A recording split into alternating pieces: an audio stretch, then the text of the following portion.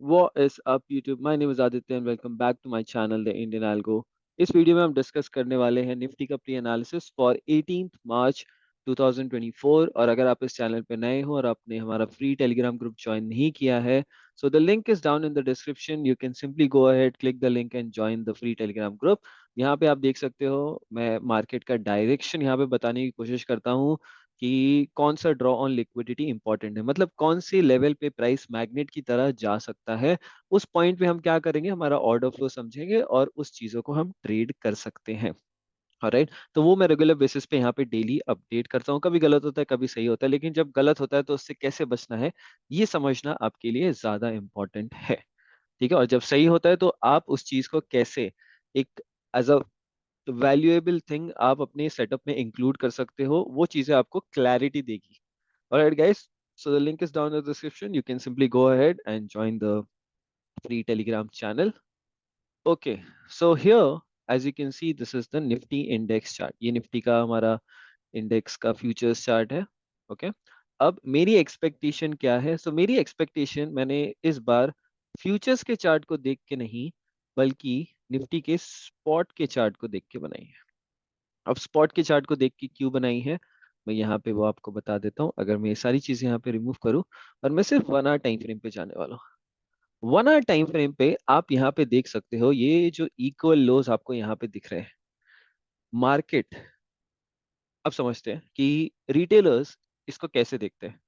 Retailers, retailers नहीं बोलूंगा मैं, हम सभी रिटेलर्स हैं, बट एक नॉर्मल पर्सन जो सपोर्ट एंड रेजिस्टेंस देखता है, या सपोर्ट एंड रेजिस्टेंस भी नहीं देखे चलो, लेकिन वो सोचता है कि अगर उस किसी ने यहाँ पे बाई किया है, नॉर्मल वेरी लॉजिकल आंसर यहाँ पे हम देखने की कोशिश करेंगे कि अगर किसी ने यहाँ पे बाई किया है तो इसके नीचे क्या है? Stop loss.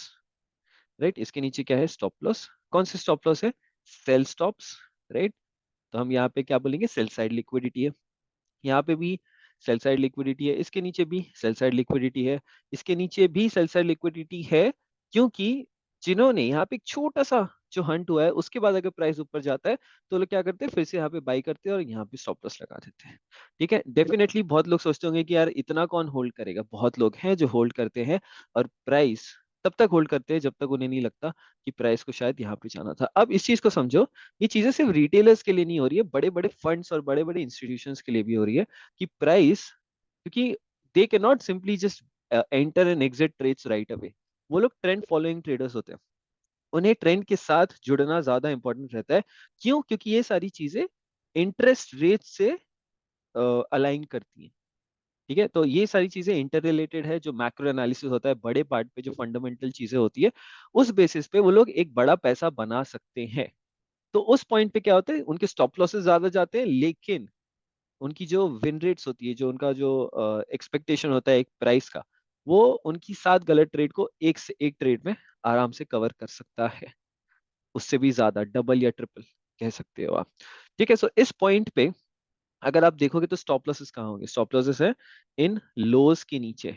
अब टेक्निकली अगर हम देखें तो आईसीटी भी बहुत क्लियरली बोलते हैं कि जब अगर आपको इतने क्लीन लोज यहाँ पे दिखे, इतने क्लीन लोज अगर आपको यहाँ पे दिखे, तो समझ जाना कि प्राइस इस इन लोज को हंट करने वाला है। अब आप सोचोगे कि यार हाइस तो यहाँ पे भी है, हाइस तो यहाँ पे भी है, तो मैं इन चीज को आपको डिफरेंशिएट करा देता हूँ कि जब भी प्राइस अगर कुछ हाइस को हंट करके, जैसे यहाँ पे इक्वल हाइस थे, ठीक है, प्राइस ने इसको हंट किया और एक शार्प फॉल दिया नीचे की तरफ, तो यहाँ पे अगर आपको कुछ इक्वल लोस जैसा दिख रहा है तो डेफिनेटली प्राइस वहां पे जाने की सबसे पहले कोशिश करेगा।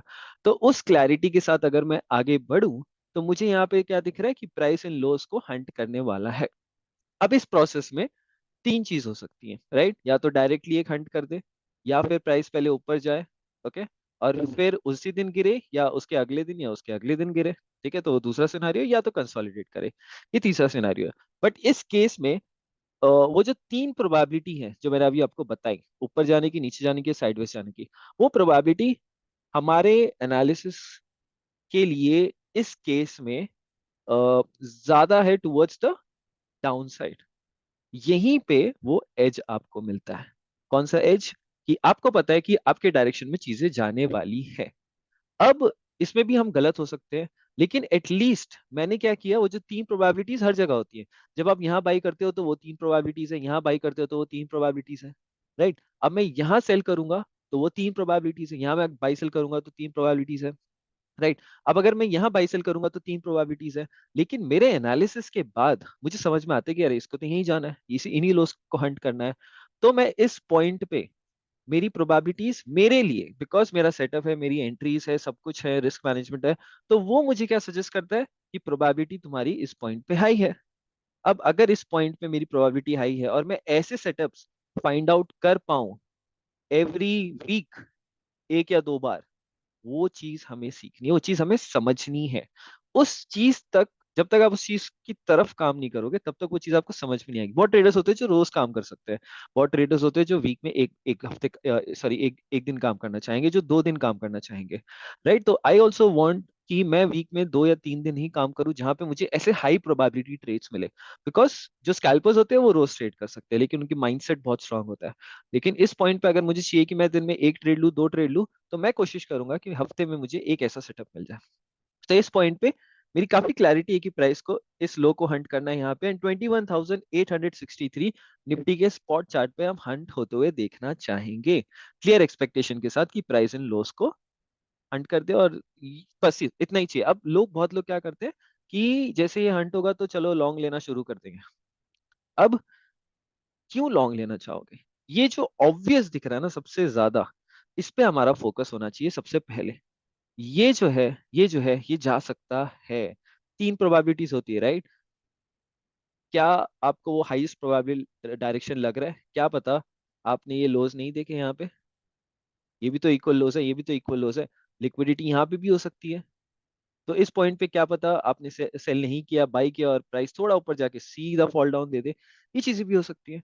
तो जब तक आप ऐसे सिनेरियोज को नहीं समझ पाओगे तब तक आपको वेट करना चाहिए कि आपका एक हाई प्रोबेबिलिटी सेटअप बने।